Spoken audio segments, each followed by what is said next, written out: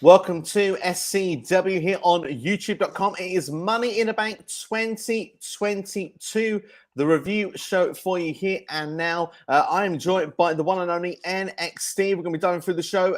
Steve, what are your thoughts? I'm very good. Thank you very much for having me on this very short notice, but it's always a pleasure to be on the channel as per usual. Money in the Bank. It was an okay show. It wasn't the worst one I've ever seen, and won't be the best one I've ever seen, but it's got its talking points, which I think is what is exciting about it. Absolutely, and that's the thing. I was going to do like a simple, quick 5-minute review when we saw the show this morning. I thought to myself, okay, right, let's jump into it. WWE got it right, in my opinion. They got it right, everything right last night in categories. But I looked on Twitter and looked at the reaction, and then I saw everyone going, "No, this sucks. They got it wrong. Why did Theory win? That was the worst thing ever." They got one thing wrong. But it's sort of the devil's advocate, which was obviously the women's Money in the Bank cash-in, but we'll talk about it when we get to it. But otherwise, I would agree with you. I'm as well. It's a nitpick of me as well there. Obviously, the timing of the cash-in as well. But we have got so much we will be diving into. We'll be briefly touching up on the show, but what we'll be doing is mainly discussing the talking points coming out of it. So that's pretty much what we're going to be basing on today. But Martin Carrera is already with us. Thank you for checking out, Martin. Says, what's up, guys? How are you both doing after an eventful premium live event? Well, I'm doing very well. Thank you. It's been nice to see this show. There's so much talking points coming out of it. And we're hopefully going to give quite a bit of a different perspective to what I've seen amongst a lot of the rest of the wrestling community. And Steve, how are you doing? I'm very good. Thank you very much, Ryan. Thank you for asking. And yeah, that's the same as what you just said, Steve. I'm very shocked at the response that they've got to this because like you said, I think they've got this bang on with how this played out. I thought it was brilliant booking. Absolutely. Well, let's touch on it. Obviously, we'll be trying to go through the show as best as we can with everything. But obviously, the big talking point coming from it is Theory. Theory, of course, earlier in the evening, lost in the second match of the evening to Bobby Lashley, losing the United States Championship, which I think a lot of people thought was going to be the reason why there'd be a match with John Cena to begin with, because obviously John Cena didn't go for the US title. Obviously, 2015 he had a great run with it. Everyone liked John at that point. They forgot why they didn't like him for the years previously. So they thought this was what made a lot of sense. Obviously, Bobby Lashley won that championship clean as you like. You can't get much cleaner than the tap-out victory, of course, with the Hurt Lock. And of course, then as we got towards later in the evening, we had the 7 participants for Money in the Bank in the main event. And of course, Adam Pearce, when he wants to be a babyface, he'll be a babyface. When he wants to be a heel, he'll be a heel. I agree that's inconsistent, but he wanted to raise us. We're in Vegas. Let's have one more person. And he gave us Theory in that match. And Theory went on to win Money in the Bank. And of course, a lot of people, it felt a bit flat in the arena as well. I won't lie, in Vegas. I felt that people weren't reacting to this the most positive, even in the arena. But for me, he's a rising star. He's the guy that's coming from NXT last year. Yes, he's got a selfie phone and taking lots of pictures all the time. But the thing is, though, the guy has been pushed. He's had a good run as United States champion. He had a good performance in the Royal Rumble this year. He's been Vince McMahon's handpicked person. And he's also the future. The guy is 24 years old. We're sick of seeing Roman Reigns versus Brock Lesnar for the 50th time at SummerSlam. People saying, we hope this is the last time. Well, if you want it to be the last time, we need to build new stars. And I think if you look at this pay-per-view as a whole, WWE is actually trying to address it, and not just with Theory. There's lots of different placements. We can talk Liv Morgan. We can talk Montez Ford. We can talk Madcap Moss, Omos, Riddle. The list actually goes on. They're trying to build people. And Theory just seems to be, right now, in their opinion, the cream of that crop. I'm going to say it one more time in case I cut off. I think Theory is the cream of the crop at this particular point. They say that he's going to be the fastest rising one to become champion first. Do you think it's the right move, or do you think it's the wrong move? I think this was a perfect move for WWE because they are thinking about it from a business perspective. And yes, people are going to turn around and say that they're throwing Theory down our throats like they did with Roman Reigns. But let's be honest, who's the biggest star in WWE at the minute? Because I remember for years people were saying Roman Reigns this, Roman Reigns that, shoved down our throat, shoved down our throat. In the last 2 years, he's had his best run in WWE. He's the biggest star in the company. And I'm sorry, but if WWE think that Theory's going to be the next guy and they push him, then I'm backing this because they've done it with Roman Reigns, and Roman Reigns is their biggest guy, and it just makes it sound sense. We're not going to get Brock Lesnar's not going to be around forever, so we're not going to get Austin Theory versus Brock Lesnar 50 times. There's going to be someone else, that maybe a Seth Rollins or someone like that, or even Montez Ford. Even, do you know what I mean? It could be a Theory Montez Ford rivalry that goes on for the next 10 years. Who knows? But I just think the booking was sound. I mean, don't get me wrong. I would like to see maybe Madcap Moss get injured backstage and they had to find a replacement. I think it would have been a bit more creative than having this 50-50 booking with Adam Pearce. But it's perfect. It just makes perfect sense having Bobby Lashley win the United States Championship. Now that you've got the United States Championship on Lashley and the IC title on Gunther, and obviously with Roman not being around as much, there's going to be a lot more focus put on these two championships. So having they're basically going to be top titles for either show, Raw and SmackDown, because Roman's not there as much. So you need big stars. Bobby Lashley is one of the biggest stars on Raw, so put the United States Championship on him. Theory is your up-and-coming star. Every time they put the Money in the Bank briefcase on it, it's normally because that's the next guy they want to push. You've seen it in the past with who they've done with CM Punk, where obviously won it. He went on to have the Summer of Punk and all that kind of stuff from it. I forget other people that have gone on. Dolph Ziggler winning Money in the Bank. And it was like when people won that, it's just the amount of people that have won this contract and it's gone on to elevate them to stardom. This was absolutely the right thing to do to get Theory right up there to the top of the card. Absolutely, and you want to skyrocket him as well. And the thing is, right now, like you said, you mentioned a few names there already of that. You look at someone like a Gunther. He's working his way up quite a nice pace with the IC title. Just say, by the way, Gunther versus Bobby Lashley at Survivor Series.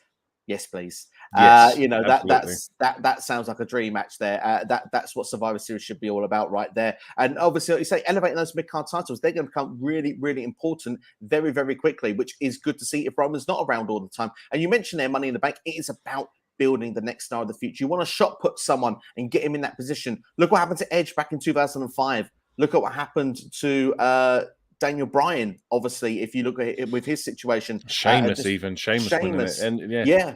It's helped a lot of people get themselves where they were at the cusp of trying to get somewhere or can't get there. This gets them there just that bit quicker. And obviously, Theory is handpicked by Mr. McMahon. He's the one that they want to get in that position. If you take other people that are in the match quickly, Seth Rollins doesn't need it. I understand the idea of the cash-in. Sounds a lot of fun, by the way, at SummerSlam, but he's giving it away on TV what he's going to do. Well, that means it's not going to happen. That's simple, quite quickly. Yeah. And they could have done it with the Cody thing. Yeah, okay, that's great. That's not a bad idea either, but we have seen that rivalry play out, and they're going to do the match anyway when he comes back. What if it was someone then that was like Drew McIntyre? Okay, but he's got his match at Clash of the Castle. We know it's going to happen either way. Sheamus right now is kind of the feud for Drew McIntyre in the meantime. As much as I like Sheamus, I don't see him at that level at the moment. I think it'd be the wrong move. And it's pushing someone that's been in the main event scene for over the last decade. You want to push someone new in that main event scene. So the best of the rest of that crop almost can't wrestle. I'm sorry, let's keep that brief. Madcap Moss, people would be moaning even more, if anything, although he's still keeping up a great record of premium live events in 2022. As well as that, just going to wait for a second because I feel that I'll pause. Just as well as that, with those people, we've got Riddle. Now, Riddle is probably the next best guy, but Riddle has been in this great team with RK Bro. He's got himself into the championship match naturally against Roman Reigns. I feel that Riddle doesn't need it. I think Riddle's at that level. He can continue feuds with the likes of Seth Rollins now. But there's a reason why they haven't given it to Riddle, and that's because the whole plan is the Randy Orton breakup. There's no point putting a Money in the Bank briefcase on Riddle when that breakup between him and Randy Orton is the one that they're going to tell probably going into Mania next year. They're not going to have two storylines tied up with one character. So it's exactly like the same thing as what you said. Seth Rollins doesn't need it. Drew McIntyre is currently feuding with Sheamus probably up until Clash at the Castle. Madcap is on the build, do you know what I mean? So he was never going to win it. There's just loads of things that kind of made without before Theory going into this, it was kind of like, yeah, Riddle's the obvious one, but once Theory's put into it, all your money should have been on Theory because it just makes perfect sense. It certainly does, and it's going to be interesting to see how it's going to play. But here's the next thing: we said about the idea of the United States Championship being involved with a John Cena feud. What about Money in the Bank? Because that could then be a lot more fun for John. Obviously, John then would be going for a 17th world title if he can get that briefcase. Yeah, exactly. And I mean, there's reports have come out that apparently there's no plans for SummerSlam between Theory and John Cena, which is why I believe they took the title off of him. There's unless you were going to have Cena versus Theory at SummerSlam for the US title, just made sense to take it off of him. And yeah, like I said, if you now have this feud over the Money in the Bank contract, and yeah, you put John Cena like obviously after his heartfelt promo on Monday Night Raw, where he's like, "Oh, you'll see me again, and it won't just be for one last match; it'll be for a few more." I think that could also play into it going forward with like Theory. I don't know, doing a career versus contract kind of thing, where it's like Theory wins, John Cena disappears and never comes back kind of thing. I think it'd be really interesting to see. It certainly would indeed. That I've got to just say very quickly, the chat is going crazy over this, and there seems to be lots of split directions of where it could be. So let's go through some of the chat here. I'm at the bottom of the chat at a minute, so I'll work my way up if you don't mind. Dan Williams in the house saying he really enjoyed Money in the Bank, but Theory winning is wrong. I'd like to know your reasoning why, Dan, if you don't mind. But I'm glad you enjoyed Money in the Bank. Let us know your reasoning for it. As well as that, we have got. Hang on, maybe it's better I work my way from the top down actually, because that's probably the best way to do it. Just while you're going through that, I just want to say that I know a lot of people saying that Theory winning is wrong, but like I said to you before we come on air, if you have Theory and like whoever was going to win it, if for instance this was Madcap Moss, people would just be complaining that Madcap Moss had won it instead.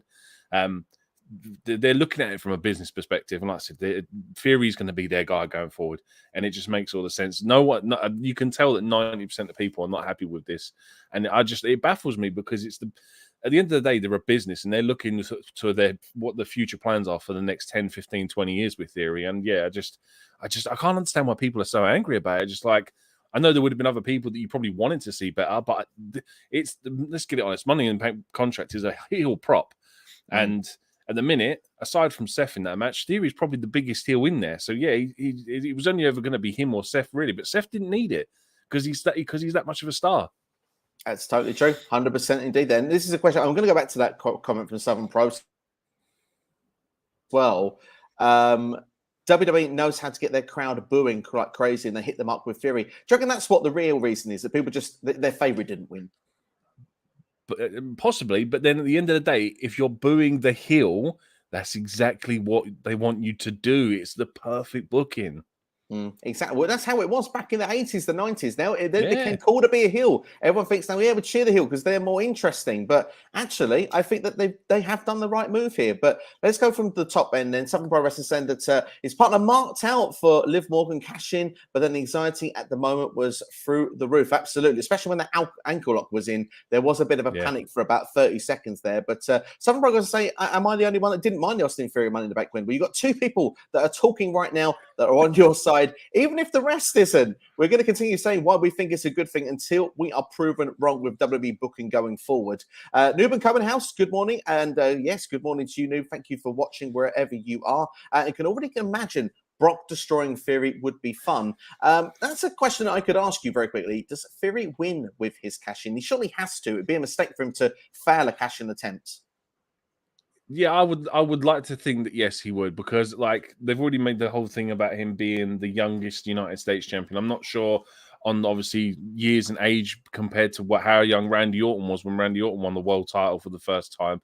24. Whether they're going to try and, that's what I'm saying, it's 24 and however many days. So I don't know, obviously, if Theory is at that point, because I'm pretty sure he's only just had a birthday as well. So he might be on the young end of 24 that he might cash in soon, and they might want him to be the youngest ever world champion. And I mean, there's obviously a story from Elimination Chamber with Brock Lesnar as well, which means, Theory was embarrassed by Brock Lesnar when he F5'd him off the top of the cage, and he just destroyed him because they were the last two in the Elimination Chamber. I think this is a great story, possibly, that they could use going forward, where Theory ultimately cashes in on Brock Lesnar, and I want to see it, man. I think it's going to be really good. It would be interesting. Certainly, be a different twist. So I'd say I don't see him cashing on Roman. I don't think that's a. Drew McIntyre could be one he could cash in on potentially. Cody could be another one. It depends how long they want to keep it with Theory. I'd like the idea of Theory actually. They're saying you're the guy we believe in, and he actually maybe feels under pressure to cash that in, and actually feels like he ends up being one of the ones that holds it for the longest. Yeah, I mean, there was, I can't remember I was watching, I think I was watching Cultaholic this morning, and they were saying that apparently the original plans were Cody was going to win Money in the Bank before his injury. So, because obviously it was going to be like this, obviously the show was meant to be in a stadium and Cody was fit, and they were like, he was going to win the Money in the Bank contract. But I think it's kind of almost like a blessing in disguise for Theory, because having Theory win this now has just elevated him so much more. And he's now, he's one of the biggest deals in the company now. And that's exactly what they wanted to do with him. Absolutely, yeah, absolutely. No, I totally agree. Sorry for cutting out at the very end No, there of you're what right. you were saying, but no, literally, I totally agree. And the thing is, now he's ready for the next level. It shows he's not going to be mid-carder anymore, upper mid-card territory. This is what they could do, what they did with Edge back in 2005. This is the time now to sort of put him in top positions, groom him for the moment where it's time to say, this is the guy, this is going to be the guy, and then he can be your world champion for, well, maybe the first time will not be so long, but by the time it gets to the second time, he will be an established multi-time world champion in WWE and the top guy for years to come. I mean, imagine if they had him, they booked him to win the Rumble as well. So he's the Rumble winner and the Money in the Bank contract holder, and they just throw all their eggs in one basket and make him this complete top heel. It'd just be madness. It could be madness indeed there. Martin also saying, I see the similarity between Theory and Lesnar and lose the title the same night that they did enter the Premium Live Event specialty match and win it, and Lesnar from the Royal Rumble this year. Could go down. We'll have to see how it will happen. Non-stop wrestling chat in the house. It says, Theory shouldn't have won. Just dropping in. At the gym at the moment, we'll watch the full video later. I hope you enjoy it when you do come around, even if you probably disagree with us. I know that Non-Stop Wrestling Chat has done a video as well. Ed Fries is in the house as well. I want to drop in and say hi. I need to watch the show because out and about last night. Well, I hope you enjoy it when you do watch it. As I say, you probably know the results by now by dropping in here because you definitely would have seen the thumbnail, but enjoy it anyway when you do get round to watching it. And some pro wrestling people don't understand how good he was as Evolve champion. Now in being WWE champion will be great. If I'm not mistaken, will he be the youngest WWE champion in company history? Depends which one it is. I mean, I believe the World Heavyweight title was the one for Randy Orton when he beat Chris Benoit back at SummerSlam 2004. So with WWE Championship, definitely Universal Championship, we'll have to see how it will be. And will he cash in on 1 or 2 championships? Yeah, exactly. It depends on what they decide to do. If they want to keep it as like 2 titles together, or if they want to put them together as if they want to keep it as sort of split them up or put them together. But I've just checked here and it says here Brock Lesnar is currently the youngest WWE champion of all time at 25 years old. So there's a story there. Brock Lesnar is the youngest champ. If he beats Roman and in theory catches him, and he then becomes the youngest champion to succeed over the top of Brock Lesnar, I just think this is great. I'm well looking forward to this. That would be 20 years after Brock won the championship for the first time. SummerSlam 2002 against The Rock as well. There's stuff there to line this stuff together. And WWE doesn't like to be patient with cash-ins anymore, as we'll talk about with Liv Morgan very, very shortly. If Theory does fail with a cash-in, wouldn't it be hysterical? Potentially would be, but I'd be a bit upset about it if I'm brutally honest, because I think he's a top guy in the making. I'd like, don't get me wrong, when Baron Corbin lost the Money in the Bank contract, I was laughing my head off because I thought it was the funniest thing ever. But now that all these years later, I think it's the biggest criminal robbery that he's ever had, because I mean, he's not. They've never pushed him as high as Baron Corbin could be, because he is a really good wrestler and he's such a good heel that I just don't understand why he's not been pushed to the top. So yeah, it'd be hysterical for the fact that you'd just be like, why have you done this to him? But I hope not. I really hope that he cashes in and wins. Same here. I mean, the thing is, either way, he's going to have a championship match. So that is something. Yeah. That's a big deal in itself. It would be a big talking point. And to keep that heel heat coming would be mega heel if Theory cashes on Drew at the Wales show. And Dan will be in the crowd for that one. Dan, I'm sure you'd be booing massively if that happened while you were there. I'll be in the crowd for that one. I'll be cheering my head off. I would love it. I can't wait for the mixed dynamic of the crowd already. That sounds like it's going to be mega exciting. I think it would be an awesome idea. I'm just going to say that would be brilliant. Someone Pro also says Roman versus Cody versus Rollins at Survivor Series for the WWE Undisputed title. Rollins pins Cody to win the title, and then Austin Theory cashes in chamber style like Edge. Your thoughts? Personally, for me, it would be a sensible way for Theory to do it. He has to do it in the most cheap way possible, in my opinion. You shouldn't do it clean. Yeah. 100%. It has to be literally like I said. That's why SummerSlam seems to be like the perfect setting for this, because it's a last man standing match. They're going to beat the living hell out of each other.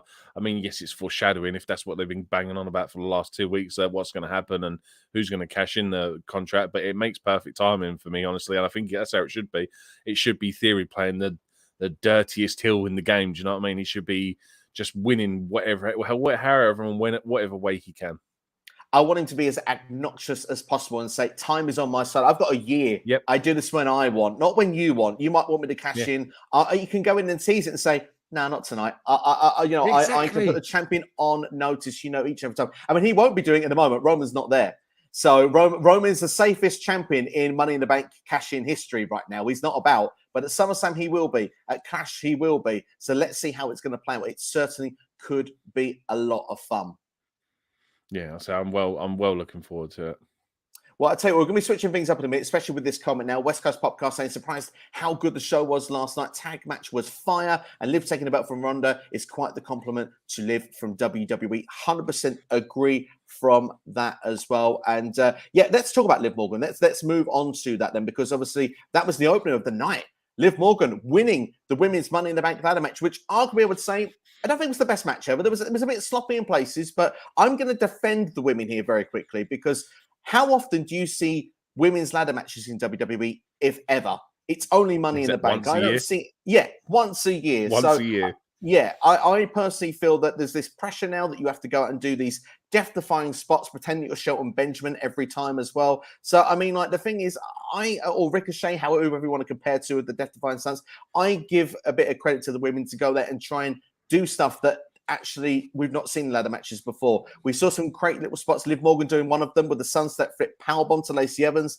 That was really impressive. I liked as well, almost very Doink-esque, the way that Becky did the whoopee cushion off the ladder onto Oscar onto another ladder. Those couple of spots in particular were great for me. I love that Raquel, even though it didn't fully come to fruition, the fact that she tried to carry the ladder with two women on it. Impressive looking spots. I thought that they definitely hit and nailed a lot of points on this with this ladder match. Yeah, I want exactly the same issue. They did what they needed to do, but we go back to Friday quickly, and you talk about SmackDown and Liv winning the go home match to the pay per view, and I honestly thought my head went straight to typical WWE booking and went, oh well, Liv's won on SmackDown. That means she ain't winning tomorrow night. So do you know what I mean? I'll just enjoy it for what it is. Becky's probably going to win it. Blah blah blah. And then I should have twigged, because as soon as you see Liv come out, the look on her face.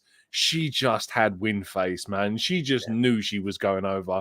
And I was like, I couldn't believe. And I absolutely gassed out when she won, because for so long, she's just been right that close to just winning a title, or do you know what I mean? Just doing something. She's had all these tag team opportunities where you feel like, oh, why didn't they give it to Liv? And then she goes on to win the Money in the Bank contract, man. I just thought it was absolutely great. And I thought it was the best surprise of the night. Like I said, my money was on Becky to win.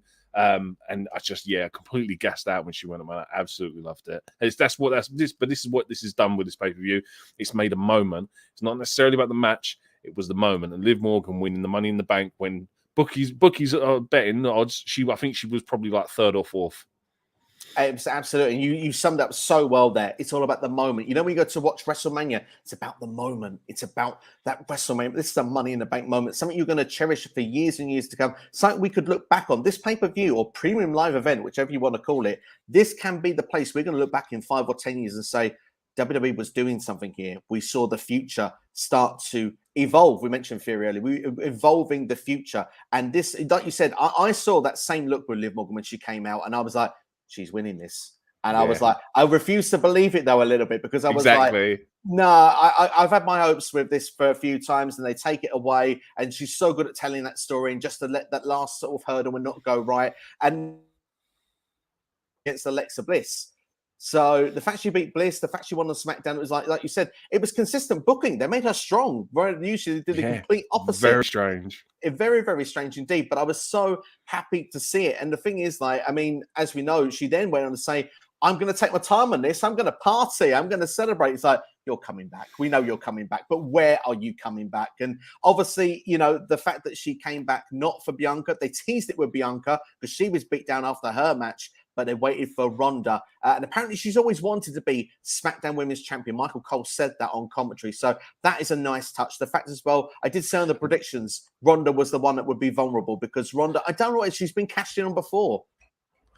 Yeah, that, and I think it's obviously because I think that, when they first debuted as the Riot Squad, I think they were on SmackDown and stuff like that as well, which is why I think they've all tied this Liv thing into the SmackDown title. But yeah, absolutely. I mean, obviously, was it? I can't even remember who cashed in on Charlotte last time. Ronda the last time someone did it.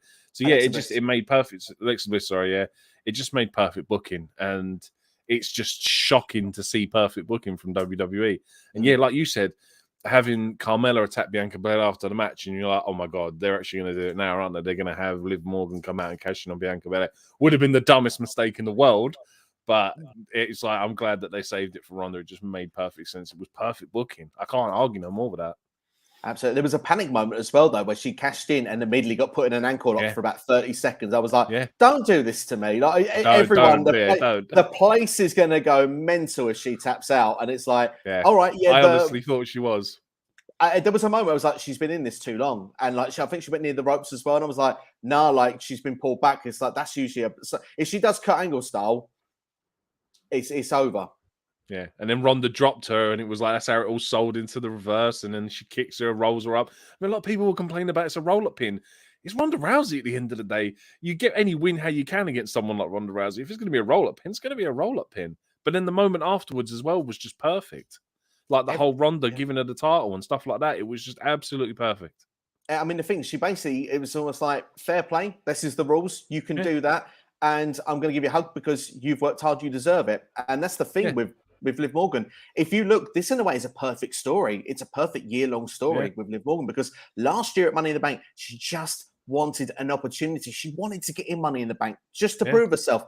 Fans got on side and fans really got behind her and WWE listened. They went, okay, right, we're going to put you in a feud with Carmella. We're going to put you on what was going to be a premium live event, I believe was Extreme Rules last year. Ended up being on the kickoff in the end. Okay, so they didn't make the full show, but she got there. She got the Survivor Series team at that point, then when she was on the Royal brand. She then got a feud with Becky Lynch. She got a championship match at the turn of the year on day one. Decent Royal Rumble performance. She got a team with Rhea Ripley at WrestleMania. Then that ended up being a feud after that. And then they went, right, okay, we're going to put her in Money in the Bank. Titles so many times as well. Yeah, now we put her in Money in the Bank. And now we kind of went to a point and said, look, this was the moment it kicked in last year. This is the moment you get your moment. And literally the crowd ate it up and they love the cash in. Now, nitpick, I wish women's Money in the Bank ladder match contracts were not. For the last 5 years now, we've had where it's like the same night or the night after. I wish they would change that gimmick. 24 hours, I think it's been within. It's just, it's madness. I do think that maybe it could have been, if it just been delayed a little bit longer, maybe it could have been even bigger. But at the same time, I'm not going to argue the fact Liv Morgan's champion. It's such a special moment.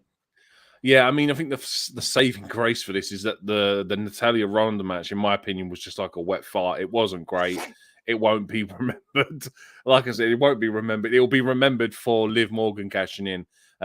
So I whether it was a panic station, they just like hit the button and went, just go and do it now because this match is it's not great.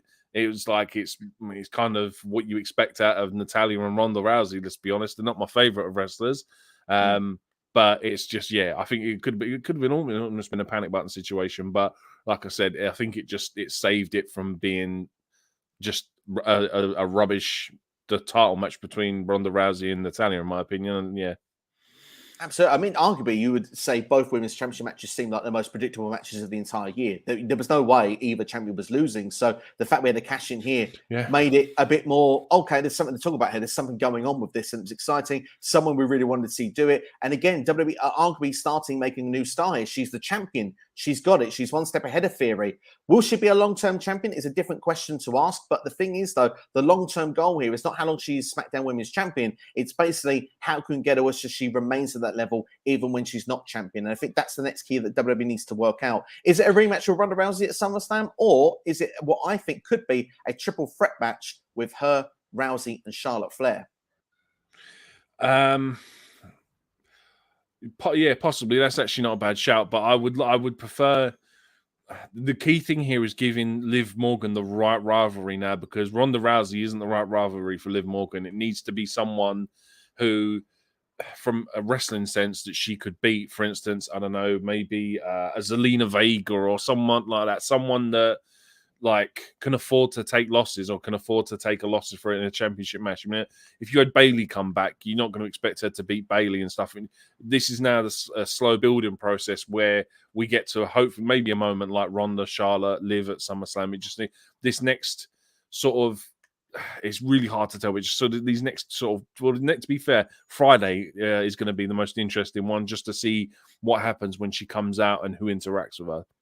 Absolutely. I mean, like you said, there's someone that can afford. Shayna Baszler is a great example, and it's like if they can get someone like that to have the feud there, they can even do Ronda and Charlotte on a separate program and come back to it, or they can cancel each other out. Liv pins Charlotte at SummerSlam, then they can go on to other feuds. Yeah, exactly. I mean, well, with Ronda, maybe stick with Shayna, have them go for the tag team titles, just because in that way, I know a lot of people like throw dirt or throw, and you know what I mean, at Ronda's matches. Put her in a tag match because in that way there isn't so much focus on her. Put her in a team and like just get her some more ring time and get them some more credibility. Maybe give them a run as tag team champions. I'm sure those two would love to be tag team champions. They are friends outside of the ring.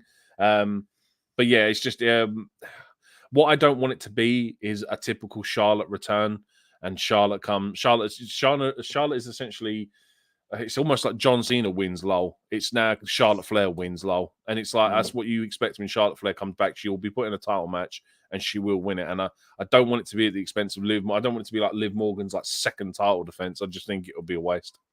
Yeah, personally, I agree. I mean, look, I hope she has a lengthy reign as champion. I think the long term is more important than the short term, but let's hope she gets at least a couple of months as champion. But obviously, you go back to others. I mean, Edge, the first ever winner, held it for 3 weeks. Yeah, won it at the New Year's Revolution or Revolution, whatever it's called in 2006, and then lost it at the Rumble to John Cena. John Cena wins LOL. Yeah, but you know, see, the thing is, it was a different time back then. Like they used to hot potato championships all the time. Like tag team titles would change every week and all this kind of stuff. And you don't really tend to get that nowadays. So I'd be very surprised if they decide that in 3 weeks they don't want Liv being SmackDown champion anymore. It would have to be injury or some reason why they take it off her. But hopefully, like you said, she gets like 2 or 3 months. I don't know, maybe 3 or 4 solid title defenses before she ends up losing it. Absolutely. We'll have to see how it'll play out. But we'll go back into our chat because I think the chat is still going wild down there. Obviously, a lot to talk about today. And obviously, we'll just give a plug, by the way. Dan Williams is back with a new channel, by the way. So go and give him a subscribe. The power of positivity is always with Dan. So, yeah, he will be in that kind of show just like NXT is. So plenty of reasons to subscribe. Noob and Co. saying last night is great for the women's Money in the Bank. Last night is great. The women's Money in the Bank was a bit of a mess. Asuka, Becky, and Liv carried the match. Get the feeling that Becky is not done with Asuka maybe at SummerSlam in a stipulation match. What would be your thoughts on that? Obviously, Becky was still having meltdown last night. That was the thing with both the men, the ladder in the back, Money in the Bank ladder matches last night, is that there was you could still tell there were stories that are probably going to carry on afterwards. So, for instance, you had your Asuka and your Becky. You had Raquel and Liv, like obviously previously. So whether they'll maybe form a tag team or something and get them some more time in the ring before we get a heel turn Lacey Evans or whatever she's supposed to be.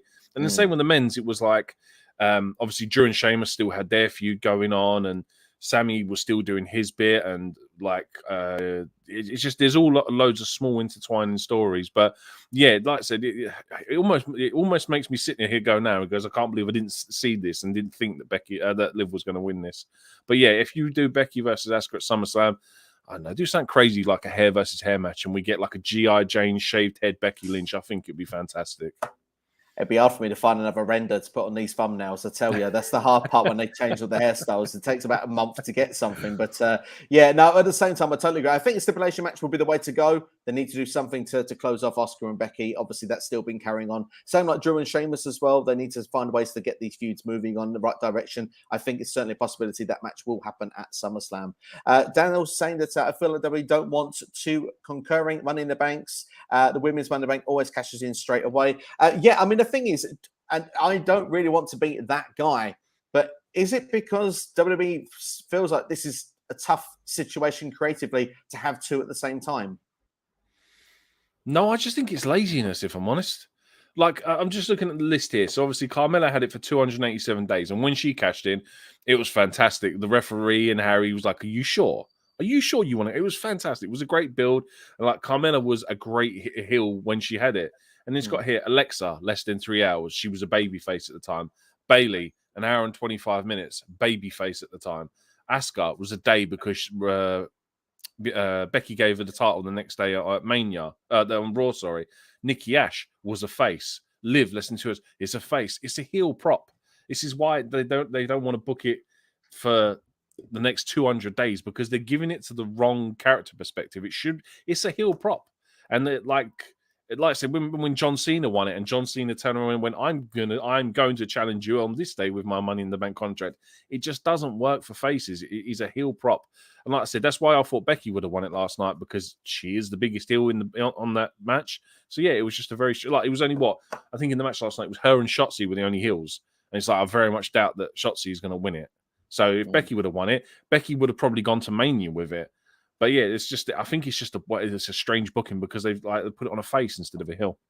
Yeah, but I'm not complaining, because Liv won. So do you know what I mean? It's all Theory, the heel wins the cash in at the time, wins the briefcase. Sorry, Fury wins it. They don't want to have a second heel, so they're kind of comparing the same storyline at the same time. Yeah. So give the fans what they want, give a babyface, and well, because he doesn't know how to do it with babyfaces, let's cash it in. Yeah, exactly. But I know what he's saying here. Like, they don't want to concur Money in the Bank stories, but I'm not being funny. There are times where the creative isn't the best in the WWE anyway. That is a year-long story that can be used at any point. And it's essentially, it's a get out of jail free card. And it's like, oh, what can we do this week? We've got nothing. Oh, I don't know. Let's have, I don't know, the New Day versus some form of the Brawling Brutes for 14 weeks straight. Do you know what I mean? Where it's like they can throw this in they could have thrown like a Money in the Bank segment in or something, or do you know what I mean? Tease the cash in, because do you know what I mean? It's literally a get out of jail free card. Let's tease a cash in. Let's tease a cash in. Anytime, man. The crowd will gas for it, because they'll love the music. They'll love the music cutting in and the running and all this kind of stuff. It's literally a get out jail free card for WWE. Absolutely, yeah, absolutely. Speaking of Shotzi, Martin really wanted more Shotzi spots in this match. Yeah, it wasn't a strongest performance, sadly, but I mean, that again, first spot was quite worrying alone, where she looked like she caught the back of her head on the ladder.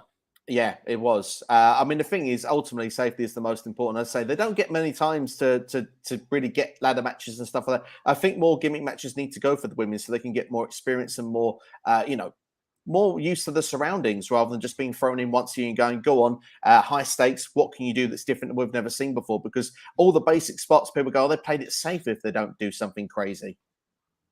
I think. See, this is it's kind of like 51 and a half of another, because they should go, like you said, yes, they should give them more, like for instance, ladder matches, table matches. Like there's the whole equality thing, and the women can do what the men can do. That's why we've now got a women's Royal Rumble. That's why we've had the women main event WrestleMania and stuff like this. And yeah, I know what you mean. We've got women Hell in the Cell matches. It's a very, I don't know if it's them trying to make sure that the product itself isn't too, like, it makes sure they're keeping it to a PG level more than an 18 rated level. And obviously, I think the worry is that they don't, by cause of freak accident, they don't want, for instance, like when Becky got busted open.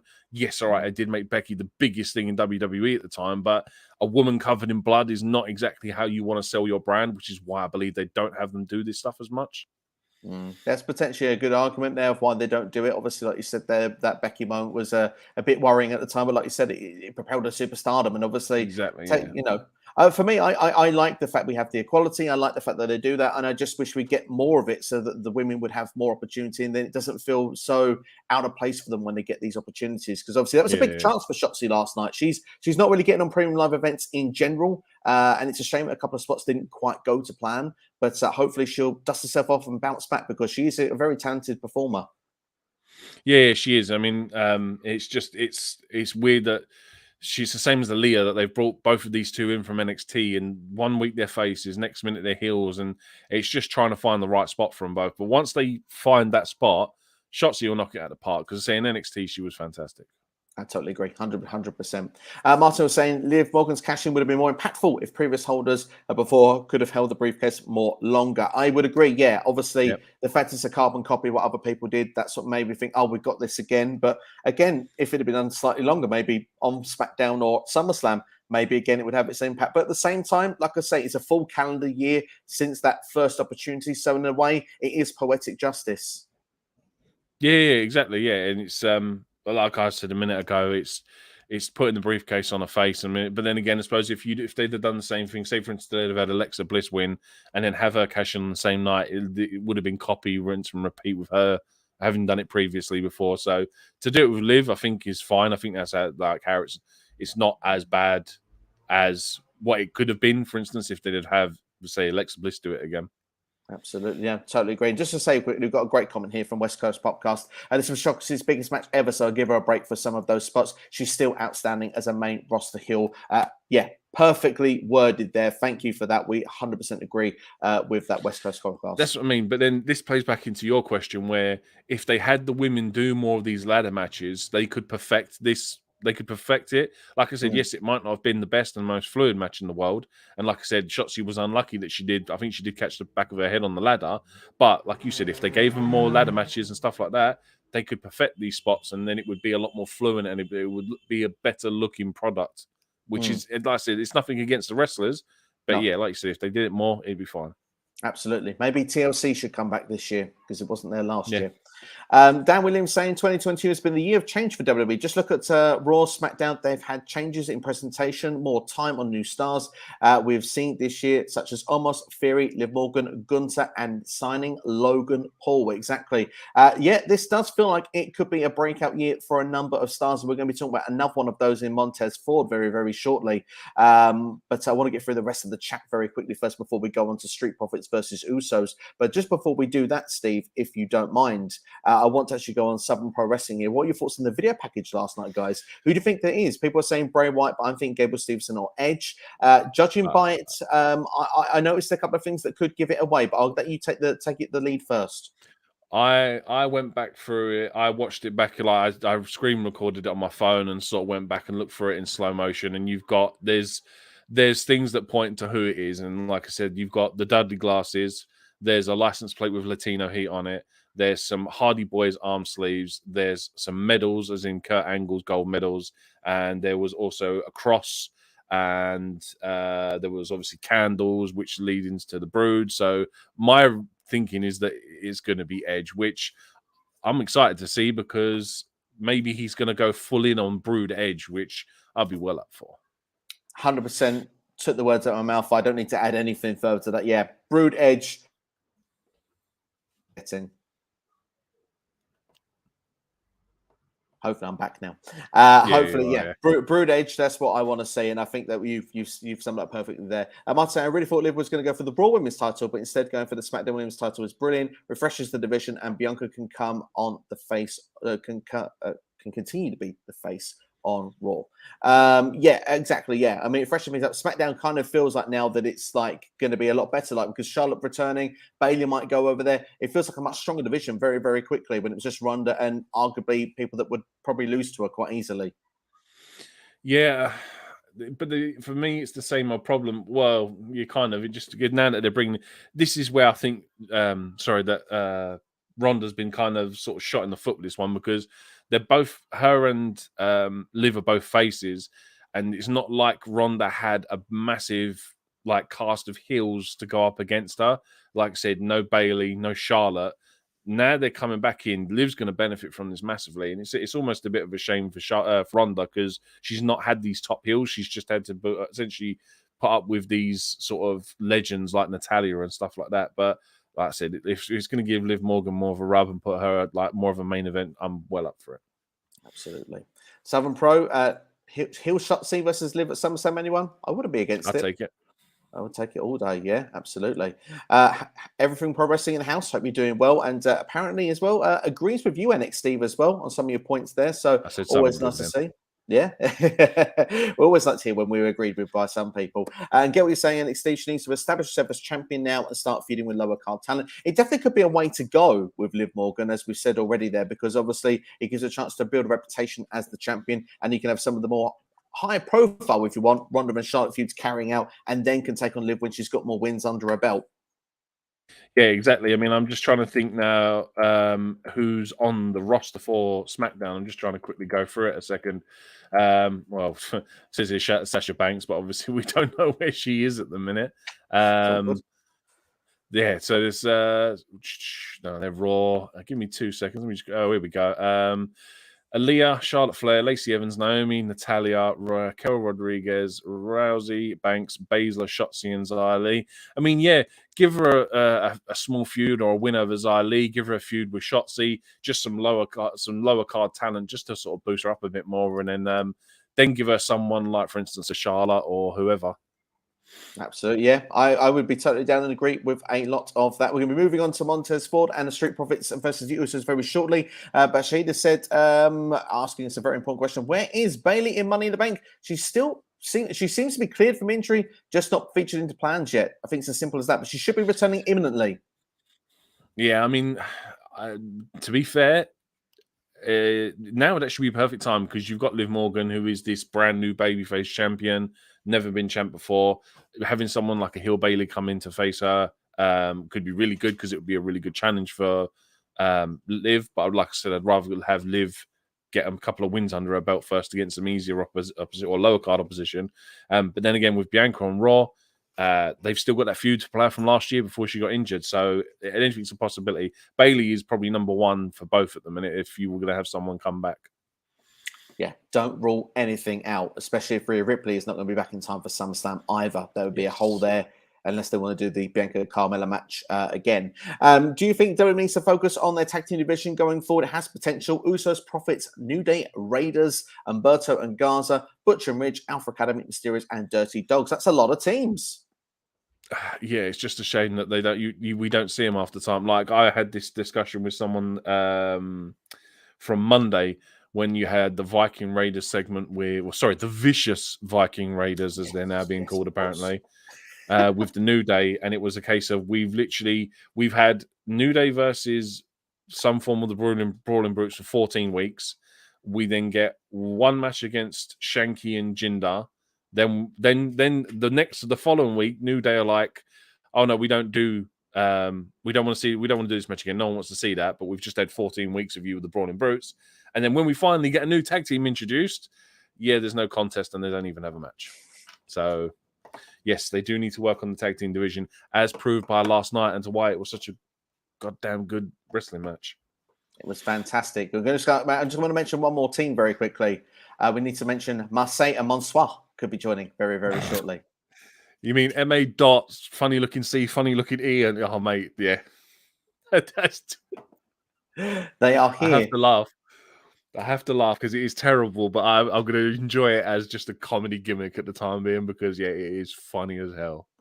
It is so bad, I really like it. I'm going to say that. It is titillating the juices of my guilty pleasures, and I'm not even guilty. I'm feeling bad on saying it. Can't believe we got that on camera. Dear. When you could do with the camera freezing. Anyway, let's talk about the Usos versus the Street Profits. Easily match of the night. I noticed it went, so I just thought I'll pause for a second. Usos versus Street Profits, easy match of the night for me. I thought these two teams, they always have great chemistry. It's almost a sucker punch. Oh, I'm having a bad couple of minutes. Yeah. Tell us your thoughts about Street Profits versus Usos while I try and recover. I thought this was a solid match. There was obviously the things from SmackDown on Friday where they were almost teasing this split, and a lot of people are throwing shade at how this match finished. Like, don't get me wrong, the match in general, fantastic. Loads of near falls, loads of high spots. Montez jumping over the turnbuckle the hard way, I think, is always a fantastic spot to see. But at the end of the match, to have Montez verbally cuss as well. Like, I heard him swear on this premium live event, saying that his shoulder was up. I mean, don't get me wrong, I think it's a great way to get this match again, because if it's exactly the same as we had last night, I want to see that again. It was really entertaining, and I think it was a safe way of having the Profits lose without them having, it was a safe way of having them lose clean, essentially, because they were robbed of a clean finish because it was, do you know what I mean? His shoulder was up. I thought it was actually pretty clever.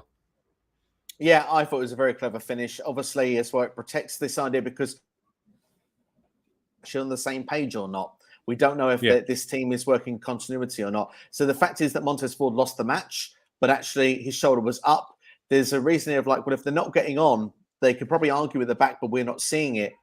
If they have a rematch and they lose the rematch and they lose it clean and Ford is pinned again, maybe Dawkins will turn on Ford and we get a singles rivalry between these two. And Montez Ford, I don't know if anyone's noticed it, he's bulking up big time.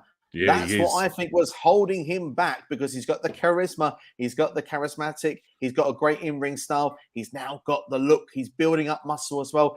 are we going to see in the next 12 months a breakout start in Montez Ford in WWE? It feels like something that shouldn't even need an answer. I really, really hope so. My only worry is for Angelo Dawkins because he was in developmental for a long time, and I'm pretty sure there was many times where he was close to being released. And until he was put in this tag team with Montez Ford, that's obviously where he shone. So don't get me wrong, he also has in-ring ability. I think it's just his character work because obviously we all know Montez is the mouthpiece with these two. If he can somehow if they do split them up and they have a feud and they have a story, I'm going to be really intrigued to see it. But I just hope that, say, Dawkins can build on his character and find himself a spot so that he's not lost in the shuffle somewhere. But absolutely, Montez is doing what Gunther's doing.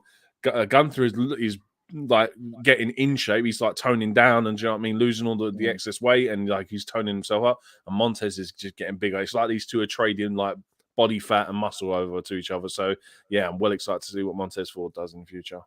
Absolutely, indeed. Yeah, I think that if you look at this show, as I said, Montez is one to keep an eye out for in the next 6 to 12 months in WWE. It's a good Rumble performance, Money in the Bank next year, mid-card championship run. I think it's all in the potential future. Maybe Ford versus Gunther could be something we could see on a Raw or a SmackDown come towards the end of the year. Yeah, exactly. I would like to see like we've just seen Gunther have matches with Ricochet, and obviously we know what Ricochet's ability is. So if we could see that replicated, but we also get like Montez Ford doing those. He shouldn't be able to lift, like he shouldn't be able to get Gunther and do a suplex on him kind of things. And we get Montez Ford doing that. I think it'll really elevate him to the next level. Absolutely, indeed. There, I'll ask Shahid's question now for us. Now it says, "Do we see a tag team title rematch at SummerSlam?" I personally do. I would actually more say it's going to be on Raw or SmackDown this week. I reckon. Okay. Oh, so if they're planning on doing this split, then maybe it will say it'll be tonight, or it's just an excuse to have a rematch on Raw or SmackDown this week.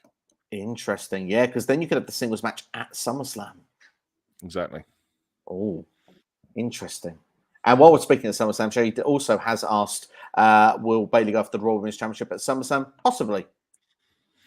It just depends on when they. I think they're waiting for this Rhea Ripley Bianca Belair story to pay off. Unfortunately, we have to wait for Rhea to come back, but Bianca is the number one. She's the number one story for Bayley because they still didn't finish the one from last year. So we've had two opponents with Bianca, both get injured. One of them's back, but she can't wait till the other one's back because that one's injured now. So yeah. We'll have to see how it's going to play out. It'll be interesting. A couple of comments, and then we're going to go through our match ratings from this show. Tag division so in balance for two face teams. Well, hopefully, it will balance itself out at some point, or we can turn a heel face. I mean, the Dirty Dogs at one point went baby face, and then were kind of a bit heelish then when Dolph was back on Raw. The biggest thing for this, at the minute, like I said, they're building Viking Raiders as like a big heel team now instead of a face team.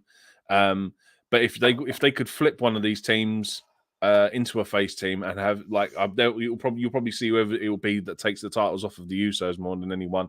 Like if we get a dynamic change where the Usos go up against someone, I don't know, an Alpha Academy become a face team all of a sudden, and they take the titles off the Usos. I think that's what they'll do, is use it as a building platform. I think that's a great idea. We really see that going down there. Angelo Dawkins is also great. He has had some moves in his arsenal. It can give him something to the mid card division, absolutely. And I think, like you said, there just a bit more of what they could tweak with the character going forward for him would be great if to be a solo star as well. Yeah, he just needs to find his own character now rather than this tag team dynamic. Absolutely. Martin also says it looks like the SmackDown Women's title is the title for many women to be top contenders for in the coming years. Look at Alexa, Carmella. I think that's a great point. Yeah, exactly. It's a solid roster. But then I was also as well. You think about some of the talent that that's currently in NXT that they can still bring in as well. Like Mandy can come back now that she's had a solid run as NXT champion. You've got the likes of Gigi Dolan, JC Jane. They've had a great run as tag team champions there. They've got Cora Jade, who's going to be a massive star for them. They've got Roxy as well, who obviously there's a lot of things about her. They've got Nikita Lyons. The women's division is solid for the next 5 to 10 years. It's just it's obviously waiting for WWE to book it. That's the only problem. Yeah, absolutely agree there. And I just thought about that. Liv Morgan versus Mandy Rose could be fun. I like the idea of that. Now, but I'm sure that's not going to be everyone's take. during this entire video and live stream. But I'm going to give my opinion. I think Mandy Rose is ready to come back, and the SmackDown feud against Liv Morgan, I think, would work really, really well. Yeah, exactly. Like I said she needed a title run somewhere, and they've done the right thing to her. Put her in NXT, put her in this faction with Toxic Attraction. Bring the faction up. There's 3 more women to be on the SmackDown roster. Have Mandy go against Liv Morgan. They've got history because obviously from previously before when you had Sonya Deville and Mandy Rose teaming up going against like the Riot Squad and all that kind of stuff, they have history. So yeah, they can do it. Absolutely, absolutely. And Mandy has a character as well that really, really works. You Yeah. can get a lot of easy heat. So, yeah, they could work with that. Could be a lot of fun. Exactly. Seven Pro Wrestling says maximum male models. We're back with that. Pretty Deadly Velveteen Dream could have been something with an amazing feud with Breezango. Absolutely. But obviously, I've mentioned this previously. Velveteen Dream, I don't think it's ever going to be back in the WWE ring after, those allegations. True or false, whatever they are. Dream will be. Apparently, he was cleared, according to. Apparently, he was cleared of all accusations. Okay. I just said, yeah. I mean, I've said, I just said, I wouldn't see him coming back, but yeah, apparently he was cleared of all accusations in a court case. Apparently, so take that for what it is. But I literally text you and said for Friday or Saturday morning, wherever it says, and said Pretty Deadly for maximum male models would be fantastic. I would say yes, boy. That's just what my first thing I'd say. It would work perfectly. I had to explain that a little bit to Ed Fryers and to Ashley over there on the NXT Great American Bash. They didn't know the yes, boy. It was more they didn't understand Pretty Deadly and yes, boy, and just the so I had to explain a bit. They are from the States, so it's not connected over as well over there. So for the UK crowd, it's there. It's simple, but it's interesting. But as Martin says right now, MMM is Vince's guilty pleasure. Yes, the genetic jackhammer is definitely enjoying that backstage, I'm sure. But I think what we should do at this point, Steve, is pretty much go through the card one more time and give our ratings and final thoughts on each match, because we've kind of spoke about everything in detail. So that way we can go down the matches, and anything you want to add before we close off the stream, and anyone wants to add any comments, gives them a chance to do so. First off, Women's Money in the Bank ladder match. What would be your rating for this out of 5-star? I'm gonna be fair and give it 3 and go down the middle. I think it was a decent match. It done what it needed to do, and the right person won it. It was more about this pay-per-view was more about spots, and yeah, say for me, Liv winning it is automatically it's one of the highlights of the year for me. Personally, I'm going to give the ladder match 2.5 star, but the moment itself was a 5. So, Liv Morgan winning was clearly that much of a right choice for me. So, yeah, but I think still that it did the job it needed to do. Like you said, it's all about moments. Bobby Lashley versus Fury, obviously winning with the Hurt Lock there. A couple of nice spots. The crowd was really into this as well. I thought that this was definitely, again, a good solid 2.75 star match. I'll go again. I'm going to be not as generous. I'm going to say 2.75, probably the same as you. It did what it needed to do. It got the title for Theory and on to Bobby Lashley. So now we have a top title on Raw for someone to use and go after and chase. Match was solid. And Lashley getting a clean win over Theory, I think, is a big deal as well. But yeah, I was 2.75 for me. Absolutely, yeah. I would have to agree with that. And obviously, last time Bobby was US champion, goodness did he take it to heights. So maybe he will do the same again. Bianca versus Carmella felt like the most obvious match of the show. It was only 7 minutes long. The KOD got the victory for Bianca Belair. The attack after the match as well. Perhaps this will rumble on, hopefully just to Raw, not to SummerSlam. But for me, I think this one, I can't go higher than a 2-star for me, this one. It just was, I never believed Carmella was going to win it. Yeah, again, exactly the same. It's predictable. Like I said, the only thing that you just said was the possible tease at the end of the cash-in. But otherwise, yeah, it was a very predictable match. Unfortunate for Carmella because she shouldn't have even been in the match. But I'm glad to see Carmella actually being used because, let's be honest, she doesn't get used as often as she should do because she has a fantastic character. And Mella is money, essentially. Absolutely. It's the show for her, but she has the potential in the world. WWE need to show it. Zelina Vega. Let's see if I'm still going. When she was champion with Zelina Vega, the tag titles, I thought that they were doing good stuff. Obviously, I've never been a fan of the mask thing. Than that, I've always thought she's done great work. Yes, she has. Yeah, everything she's done since she's come up, like what they say, what you said, they put a mask on her face, or when she was Money in the Bank, when she held that Money in the Bank briefcase. Oh, yes, all right, there was the controversy of James Ellsworth winning it for her, but the cash-in was fantastic, and the crowd popped hard when she won it because it was one of them top moments of that cash-in. Certainly was indeed there. Usos and Street Profits, I thought was match of the night. I'm giving this a clear 4-star. I'm gonna say 4 as well. There was a couple of spots that for how many near falls there were in it. There was like sort of 10, 15, 20-second intervals where it just felt that they were building, would stop for like 15, 20 seconds, then would get going again, and you'd get another near fall. It's just it was more about pacing for this one for me. But yeah, definitely still a good match, 4-star for me. Yeah, really, really enjoyed it. And for particularly the last 10 minutes for me, was particularly highlighted for me. Going then with Ronda Rousey and Natalia, again, I can't go higher than 2-star, maybe even a 1.75. The match, I suppose, was fine, but I had struggles to get into this one. This is a toilet break match. It was a half a star for me. I was not interested in it. It was just a case of just getting through it, and it's no discredit to them. It's just that I wasn't interested in it from the build. It's just it wasn't a match that I really didn't want to see. And for me, it was all about the moment afterwards. So yeah, but half a star for me. Even though it's very, very short, we have to give a bit of rating for Liv Morgan winning the SmackDown Women's Championship against Ronda Rousey. There was pure drama for about 30 seconds there for the ankle lock. What would be your star rating? 10 stars, because it's long overdue and long deserved. I'm going to agree with that. I'm going to go like that as well, 10-star. Yeah, thoroughly enjoyed it. 5-star classic, that one. We will go then with the men's Money in the Bank ladder match, Fury being added, of course, walking over the contract. Obviously, we had some big spots in this match. Almost was buried under the ladders. He was thrown over with 6 superstars through the table. Yeah, in through the table. That was a fun-looking spot. Riddle did a fantastic RKO off the ladder with Seth Rollins, was one of the big spots of the match. What would we give you your star rating for this one? I'm probably gonna say 3.5 stars. It was not the best Money in the Bank match ever. It's not no Seth Rollins winning for me back in 2014, but it had spots in it, and this is what it would be remembered for. It would be remembered for the 6-man. It would be remembered for Theory being added. It would be remembered for Theory winning. It would be remembered for Theory RKO in Seth off the top of a ladder. This was essentially just a spot Money in the Bank ladder match, but I'll go 3.5 stars from me. Yeah, I'm going to go for 3. I do feel Almost is still struggling, but what I like is a lot of people, they want to give opportunities to got a main event match on a premium live event. I think that's really cool to see. We mentioned Fury, mentioned Riddle, mentioned Almost, mentioned Madcap Moss, all of them getting a chance to shine, even if they're not everybody's favorite. Yeah, I mean, for what he did in the match, he was actually booked correctly. Like, they had him be powerbombed for a table by 6 guys. They had him be buried under 12 ladders or whatever it was just to keep him out of the match. They booked him perfectly, but yeah, like I said, just some of the names you probably could have changed there for bigger names. Like I imagine Kevin Owens was meant to be in this match. So, like I said, if they'd have put Kevin Owens in instead of Omos, I would have been more obliged to watch this match. Absolutely. No AJ Styles on this show either. No Judgment Day.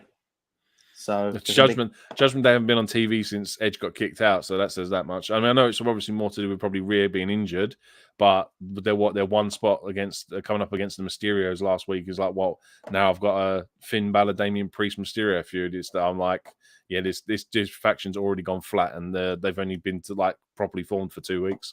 Yeah, it's a real shame. Do you reckon they're getting Dominic Mysterio on side? If they do, I think it'd be an interesting dynamic. Again, how long have we been teasing this? Mysterio's breaking up and Dominic turning heel with his father. It's long overdue, and I think it should be done. I just don't know if Judgment Day is the right thing for him. I don't know if it's I don't know. I can't say. I've never seen Dominic as a heel, so I couldn't really tell you. Then again, I've never seen Rey as a heel, so whether Mysterio is ever meant to be heel as wrestlers, I do not know. But like I said, if it does, hopefully it can work out for everyone, and it turns into something entertaining. But I just don't know at the minute, mate. Have to wait and see. It could be the right thing. Push another star. Who knows? Maybe it might be a thing, but we'll never know until we see it. I hope it doesn't. I want Mysterious to remain together. But just then, before we go to our last comments, what would be your overall score out of 10 then for this show? I'm going to be generous and say... No, I'm going to have to say 5 because, again, this is going to be remembered for 2 spots, really. And that's probably about it. So it's going to be remembered for for Theory winning and for Liv cashing in. So I said, for what was on the show, most of it was entertaining aside from the SmackDown Women's Championship match. But yeah, I'll go down the middle and say 5.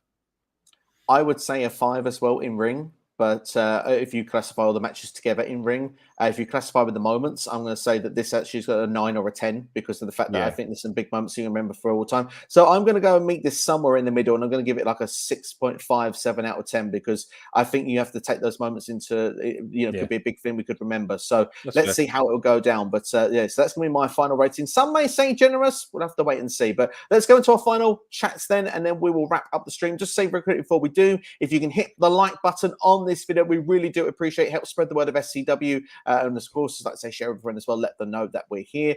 Made in Chelsea equals Pretty Deadly is from Southern Pro. Yes, we will be talking about Pretty Deadly for many years to come. Michael Rucker believes that Sami Zayn and Kevin Owens will be the ones to take the titles off the Usos. Ooh, interesting. Maybe with a draft that could work. I don't know. Let's see what they do with this whole Ezekiel thing yet, because now that Kevin dropped the word Elrod, and now you can trod with Rod. Let's see what happens with that one first. Can't wait. In weird way, I am enjoying the feud, but yeah, it's just Kevin Owens is the best. So do you know what I mean? He can do no wrong in my eyes. To be fair, without the two characters themselves have made this a lot better than what it ever should have been. Yeah. Let's be fair with that. Yeah, exactly. Southern Pro gives the show a 7 out of 10. I think that's a fair rating. C Nation Dog and House, hope you're doing well, C Nation. There has been one day women's Money in the Bank contract holder since 2018. Yeah. As we went through earlier, Carmella is the only one to hold it longer than a day, which I believe you said was 278 days earlier. 274 or 78. I'll just double check quickly. 287. Sorry, 287. There we go. We got there in the end there, and so hopefully one day we'll get there. But it needs to be the right candidate, we think, to hold it. And we always say a heel is the right person. As you've gone to say here, Theory got a lot of heat, which means he's a great heel, and C Nation doesn't like him either. So shows he's doing his job right. That's pretty much what's coming from that. Southern Pro, we've got Bianca Belair versus heel Rhea Ripley at SummerSlam, Liv versus heel Shotzi, your women's title matches for the summer. I'd be fine with that. I'd like that. Yep. That's fresh. That's what we want to see. That's very fresh. We've also got Martin saying, if only Sami would have won for me personally, this premium event would have been better. Sami Zayn. Let's talk about Sami very quickly. Sami was genius in the mismatch. I remember at one point, because he's creeping to climb up the ladder when he could. And hiding behind the turnbuckle. That was just a brilliant moment. I loved watching that.